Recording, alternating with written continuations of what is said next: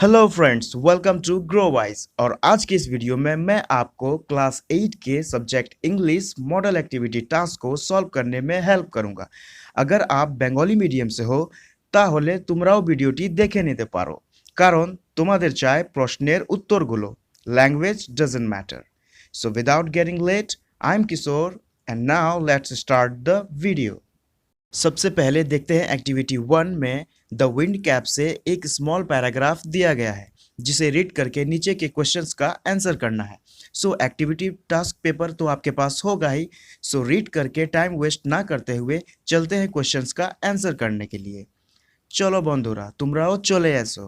The first question is what happened as John fast asleep। जब John सो गया then क्या हुआ। The answer is one quiet afternoon when John lay fast asleep, he fell to dreaming. जब वो सो गया तो वो अब सपने में खो गया।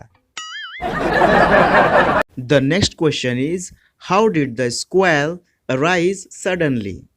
हवा का झोंका या तूफान कैसे आया? And the answer is when the cap on John's head twisted round and about, it called up squall from the clear sky that hit the ship without warning.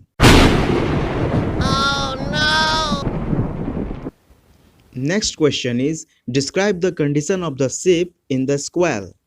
स्क्वैल में शिप का क्या हाल हुआ इसके बारे में डिस्क्राइब करना है। And the answer is the wind had been whirling about the boat tearing the sails and snapping the spars. The next question is what did the sailors do to stop the squall? स्क्वैल को रोकने के लिए sellers ने क्या किया? The answer is the sailors shouted in anger and fear and tried to rid the cap of John's head. Now question number 2 में दिया गया है read the following passage and answer the question given below. अब यहाँ पर question number 1 करके यहाँ पे दिया गया है ट्रू और फॉल्स करने के लिए, जिसमें हर एक में 2 मार्क्स करके करना है और 3 क्वेश्चन हमें यहाँ पर दिए गए हैं और साथ ही इनका सपोर्टिंग स्टेटमेंट भी लिखना है। सो यहाँ पे पहला क्वेश्चन दिया हुआ है it was around 8:30 PM when Dwijen reached their house at Elgin road. तो ये जो सेंटेंस है ये होगा फॉल्स। और करते हैं अब बात इसके सपोर्टिंग स्टेटमेंट की। तो ये है Sisir finished his dinner early and drove to Elgin road around 8:30 PM। Second question है Sisir was the only person who know about the plan of escape. तो ये भी फॉल्स है और इसका सपोर्टिंग स्टेटमेंट होगा none of the family members knew anything except Subhash niece and a male cousin Dwijen. Third question is Mohammad Ziauddin was Subhash Chandra Bose in disguise. तो ये बिल्कुल ट्रू है और देखते हैं इसका supporting statement. Subhash has changed into disguise as Mohammad Ziauddin. अब देख लेते हैं क्वेश्चन नंबर 2 का भी, जिसमें 3 क्वेश्चंस का आंसर करना है and each one is of 2 marks. So just check out the first question what is the wanderer. Wanderer क्या है? And the answer is the wanderer is a German car owned by Sisir. And the next question is which person of the Bose family knew about the great escape of Subhas? And the answer is Sisir, Subhas' niece and male cousin Dwijen knew about it. The next question is how did Subhas disguise himself? And the answer is Subhas has changed into Muhammad Jiauddin. He was dressed in long brown coat, baggy salwar and a black face, and he wore spectacles also. Now question number 3 में है do as direct, जिसमें 5 question solve करना है and each one is of 1 marks. The first one is every morning he has to go for a walk. Underline the infinitive used in the sentence. तो इस sentence में हमें infinitive verb को underline करना है। तो यहाँ पर to go is a infinitive, तो इसके नीचे हमें कर देना है underline.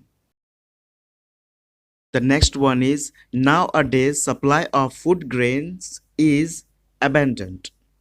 Replace the underlined word with its antonyms. Antonyms यानी कि इसका अपोजिट यानी कि विपरीत शब्द यहाँ पर अबेंडेंट का हमें लिखना है और जो होगा scarce. Next is this is the place where Rabindranath born. Underline the main clause and circle the subordinate clause. यहाँ पर हमें मेन क्लॉज को अंडरलाइन करना है जो कि है दिस इज द प्लेस।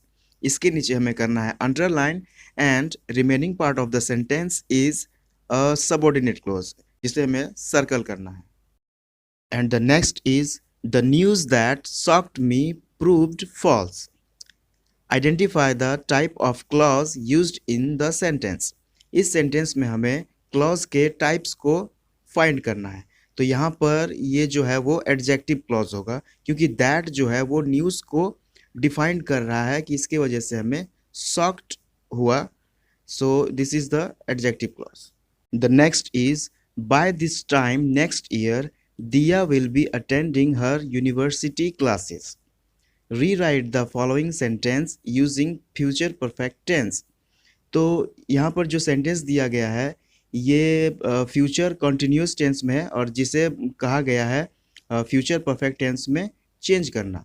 तो ये होगा by this time next year Diya will have attended her university classes.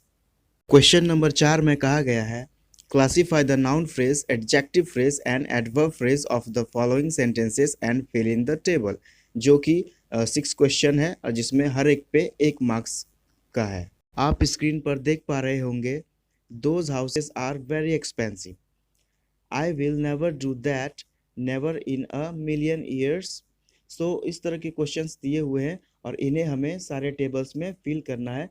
तो चलिए देख लेते हैं किस तरह से इन्हें फिल किया जा सकता है। सो आप देख पा रहे होंगे टेबल्स में सारे सेंटेंसेस फिल कर दिए गए हैं। तो आप चाहो तो इन्हें स्क्रीनशॉट कर सकते हो या वीडियो को पॉज करके अपने कॉपी पे लिख सकते हो। चलिए अगला है question number 5, change into indirect speech. पहला सेंटेंस है my father said to me may God bless you. तो इसका आंसर होगा my father told me that God might bless me. अगला है the police officer said don't go there. इसका answer होगा the police officer ordered not to go there. अगला sentence है the head master said to me where do you live. इसका answer होगा the head master asked me where I lived. Question number 6 में कहा गया है एक लेटर लिखने के लिए अपने दोस्त को किसी फेस्टिवल के बारे में वेस्ट बंगाल के। तो ये लेटर कुछ इस तरह से होगा। इस वाले पोर्शन पे आप जहाँ पर देख पा रहे होंगे एड्रेस, यहाँ पर आपको अपना एड्रेस लिखना है और इस जगह पे डियर फ्रेंड के जगह पे जो यहाँ रोहित लिखा हुआ है इस जगह पर आप अपने फ्रेंड का नाम लिख सकते हो। और अगर चाहो तो आप इस लेटर में अपनी ओर से कुछ थोड़ी बहुत चेंजेस कर सकते हो अगर आप कर पाओ तो।